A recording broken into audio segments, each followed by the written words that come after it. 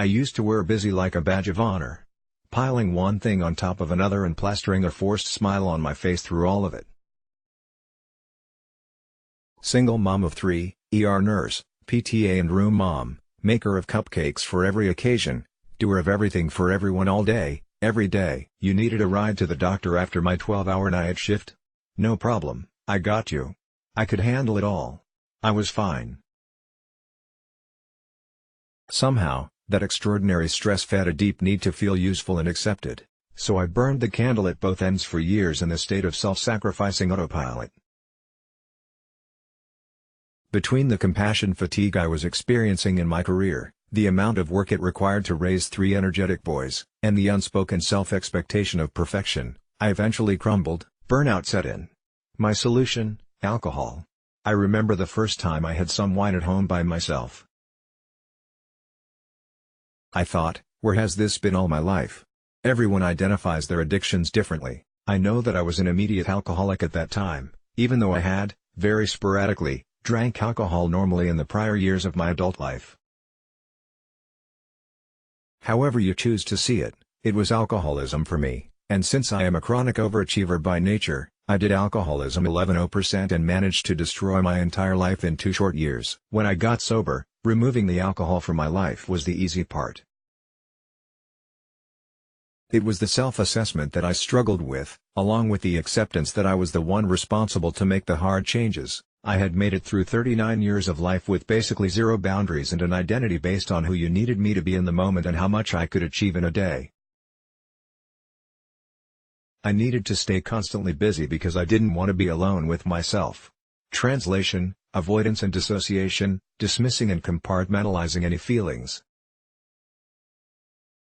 I needed to be the hardest worker and the best at everything. Translation: my self-worth was based on outside validation and a deep-seated core belief that I wasn't enough. I saw the world through victim lenses. Translation: doesn't anyone see how tired I am, how hard I work, how much I do for everyone all the time? Hello, codependency. Then came the toughest realization of all: before I found alcohol, my high came from stress. I craved the adrenaline rush without even realizing it. The humble bragging of exhaustion and lack of sleep made its way into all my conversations. This false identity felt superior to me, the strong, independent woman who didn't need help from anyone. The American Institute of Stress, 2017, breaks stress down into 4 categories: acute stress, fight or flight. The body prepares to defend itself. It takes about 90 minutes for the metabolism to return to normal when the response is over. Chronic stress, the cost of daily living, bills, kids, jobs. This is the stress that we tend to ignore or compartmentalize. When left ignored, this stress affects your body, your health, and your immune system. Eustress, stress in daily life that has a positive connotation, such as marriage, baby, graduation, promotion. Distress, stress in daily life that has negative connotations, such as divorce, injury, financial problems, work difficulties, punishment. With each stressful event or thought, our bodies react at a cellular level, even when we are unable to identify it physically. Stress is introduced, our sympathetic nervous system kicks in, and the body produces an enormous amount of energy in response to the stressor. Physiologically, the body taps into resources that it needs to deal with the perceived danger. The pupils dilate, the heart rate and respiratory rate increase. More glucose is released into the bloodstream to make more energy available to our cells, and blood flow is shunted to the extremities and away from our internal organs so we can move quickly if we need to. Adrenaline and cortisol flood the muscles, providing a rush of energy. Circulation moves out of our rational forebrain and into our hindbrain, so we have less capacity to think creatively and instead just instinctively react. If stress is a constant in our lives, we begin to adapt to this process as our norm. We enjoy the high of the adrenaline rush, at least we think we do. We live in a state of functional fight or flight. Eventually, we need more stress to feel the adrenaline rush.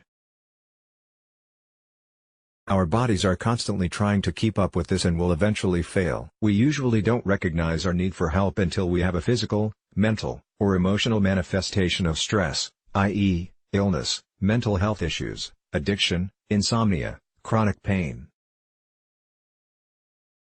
When I started drinking, I also had chronic headaches, digestive issues, and insomnia. My body was tired and angry with me, and that was its way of letting me know. I dismissed it and poured alcohol on the problem instead. I do not recommend that solution. The true healing began for me once I was sober and able to acknowledge my addiction to stress. I started to identify the reasons behind the patterns in my life. This is something that can be done long before a physical, mental, or emotional manifestation of stress appears. My recommendations for this process are: slow down. Have a morning practice that will help set a conscious theme for your day: meditation, yoga, journaling.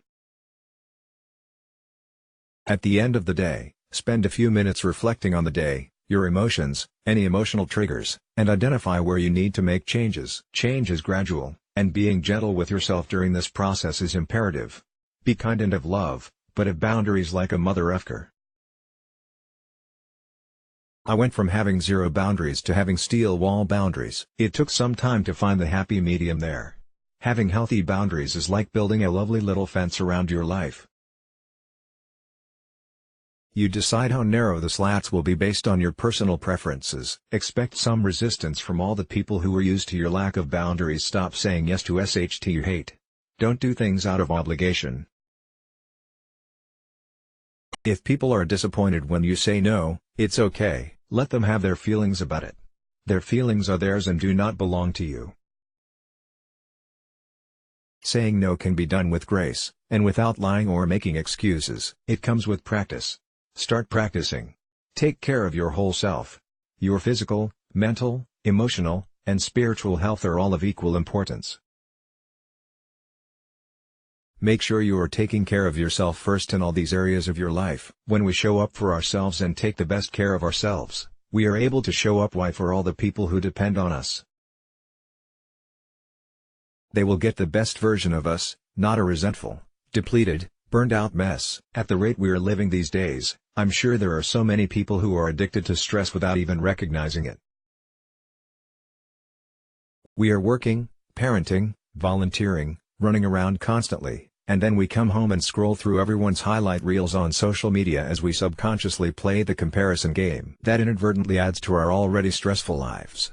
So slow down, unplug, self-reflect, build a lovely fence around your life, and shower your amazing self with some love. We all have the ability to overcome a stress addiction before it becomes a more serious issue. Let's block ads. Why?